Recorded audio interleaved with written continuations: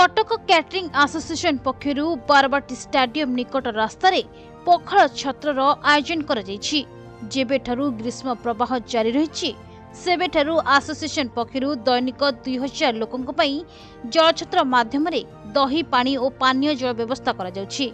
हेले प्रथम थर पई पखाल छत्रर आयोजन करा जायतिला।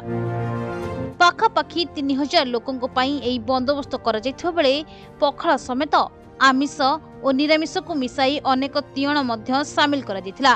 आगु प्रत्येक रविवार एई पखाल भात बंटन जारी रहिबो बोली संघर कर्मकर्ता कहिसंती। आज कार्यक्रम एक्चुअली पखाल छत्र आमे दीर्घ 22 दिन लानी आज की जल छत्र आरंभ करथु। जल छत्र ना किंतु आमे दही पानी दैट टू एक्सीलेंट क्वालिटी आमपणा पुदीना पानी 15-22 दिन लानी दीर्घ धरी भांटी चलचु। प्राय माने दिन को 2000 लोक उपकृत होउछंती। तो एते जो 17 तारीख पर डिक्लेयर हैला अत्यधिक गरम हबो तो आमे भाई माने बसी डिसीजन नेलु जे आमे गोटे पखाल छत्र करिवो।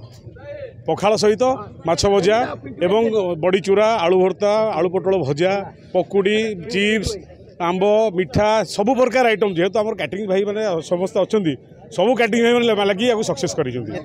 कटक सिद्धेश्वर रावल रिपोर्ट प्रतिदिन टीवी।